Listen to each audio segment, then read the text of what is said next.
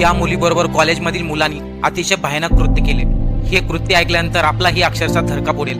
अक्षता सदाशिव कोरे, वय वर्ष 21, ही सांगलीच्या जतमधील RR महाविद्यालयामध्ये BAच्या पहिल्या वर्गात शिकत होती। सोमवारी सकाळी 21 वर्षीय अक्षता कॉलेजसाठी गेली, परंतु पुन्हा घरी आलीच नाही आणि जेव्हा सापडली तेव्हा सर्वांच्या पायाखालची जमिनी सरकली। नेमकं काय घडलं हे पाहण्या अगोदर आपण आमच्या चॅनलवरती नवीन असाल तर सबस्क्राईब आणि फॉलो नक्की करा। सोमवारी सकाळी अक्षताचे वडील तिला कॉलेजमध्ये सोडून आले।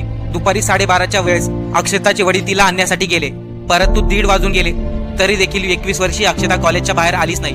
त्यामुळे वडिलांनी कॉलेजमध्ये प्रवेश केला आणि शिक्षकांना विचारपूस केली। तेव्हा शिक्षकांनी सांगितले कॉलेज सुटून बराच वेळ झाला, अक्षता कधीच निघून गेली। वडिलांनी तिचा शोध घेतला आणि जेव्हा सापडली अक्षरशः त्यांच्या पायाखालची जमीन सरकली। 21 वर्षीय अक्षताई राम विजय पॅलेसच्या बाजूला असलेल्या पडक्या खोलीत आढळली। अक्षताच्या तोंडामध्ये बोळा कोंबून तिचा गळा दाबून निर्गुणपणे हत्या केली। एवढेच नाही तर तिचं डोकं अक्षरशः दगडांनी ठेचून काढले आणि तिच्या मृतदेहाच्या बाजूलाच निखिल कांबळे या तरुणाचा ID कार्ड सापडले।